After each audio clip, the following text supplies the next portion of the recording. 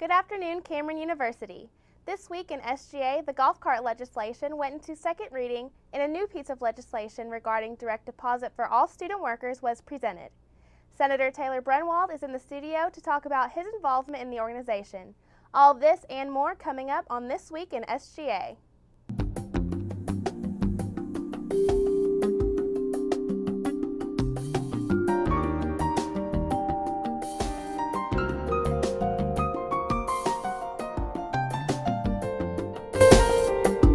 This week in student government, the senators and representatives voted on Holly Neville's golf cart legislation and heard a new piece of direct deposit legislation for student workers. CUSGA reporter Mitch Watson has the story. This week in SGA, legislation concerning the restriction and identification of golf carts has passed.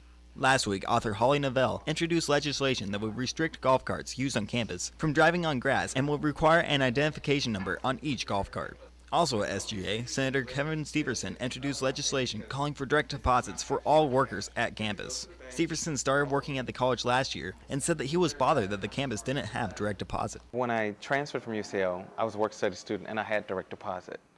So when I came here, I got direct deposit for the first paycheck. I wasn't supposed to, but being the fact that those two colleges are state colleges and the paycheck is from the state, then it was direct deposited. And then when I went to go pick up my paycheck, they said, oh, you don't have a paycheck, it's direct deposited, but it'll be stopped, it's not supposed to be.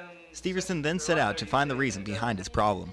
After asking several different people across campus, he found out that Cameron University just doesn't offer direct deposit for part-time and work-study students. He says there isn't a definite reason why the university doesn't offer it. Steverson says that students usually don't have time to deal with depositing checks. It's more about convenience, getting your money when you get paid. It's available to you immediately to use. And that's what it's mainly about, convenience. I'm a student, I don't have time to waste. My money is short, I pay for tuition here, my time is valuable, it's short, so I don't need that extra hassle. The bill received small amendments and will move into second reading next week. Reporting for This Week in SGA, I'm Mitch Watson. Here with us today to talk about legislation and his involvement in SGA is Senator Taylor Brunwald. Welcome, Taylor. Thanks for having me. So let's get started. How long have you been in SGA? I've been involved with SGA since my freshman year. I was a representative for PAC from 07 to 08 and also a senator last year. And now you're a senator of what school? The School of Education. Okay. Why did you get involved in the first place? I got involved because I really wanted to be involved on campus. I saw and heard about SGA being a real place to do that. So I came on, have been enjoying it ever since. All right, well, let's talk about the golf cart legislation that passed at last night's meeting. Mm-hmm. What are your thoughts on that? I think it was really good. I thought it was important that somebody brought it up because, like Ms. Neville brought up, I forgot she was representative senator. She said she was disturbed about how the golf carts were tearing up the grounds on campus and also like students being endangered. Students and faculty. And I think that was important to bring it up because reckless behavior is discouraged for all students around campus. And I think SGA has made it clear that those driving golf carts should not be the exception. Right. Well, another piece of legislation that was introduced last night was the direct deposit for student workers. And you're a student worker yourself, aren't you? Yes, at Financial Assistance. And how long have you been there? Since last summer. So how do you feel about the option of having direct deposit? I think it would be handy for student workers just so that you don't have to go and pick up a check or wait for the check to come in. But at the same time, it was also mentioned that it's only for full-time, full-time employees and not part-time employees, and student workers also fall under part-time. So extending it to some, if all employees had it, then I think that might be feasible. So you think not just extending it to student workers, but to all employees that get a check from the university? Well, if it's not already extended to part-time employees, then it should be, just because student workers generally only work about 20 hours a week, right, which falls under part-time. So if some, like, we can't include some but not everyone. Right. So is that something that you might bring up during second reading next week? I'll have to reread the legislation. I hope I didn't misread it. Right. So I'll see what the original legislation says, and if that question needs to be brought up, it will. So why do you think that that's important to have a direct deposit option?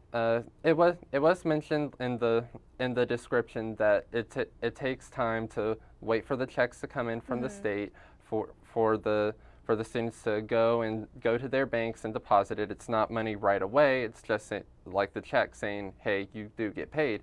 And to have it automatically put into whichever account you prefer, that would be good. All right. Well, do you have any plans to write any legislation in the future? I do. A senator and a representative and I are thinking about legislation about some of the trees on campus, about replacing some of them. Oh. But that will require more research Right. before legislation is even drafted. And you've attended some of the legislative meetings before, right? Yes. What kind of things do they have on their list that might be brought up in the coming year? The last time I was at a legislative meeting, it was over the direct deposit legislation, and mostly what happens at the legislative meetings are the legislation's presented, the suggestions are given whether things should be added or reworded, things like that, to improve the legislation before it hits the floor. All right. Well, thank you so much for joining us today. Thank and you for I having wish you me. good luck in your future plans in this organization. Thank you. You too.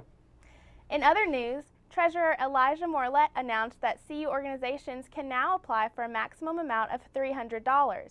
The legislative committee meetings are at 4 p.m. in the Student Activities Building on Monday afternoons, and students with legislation ideas are very encouraged to attend.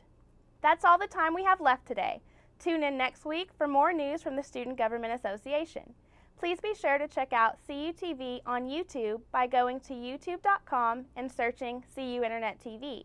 On behalf of everyone here at CUTV and for This Week in SGA, I'm Amanda Finch.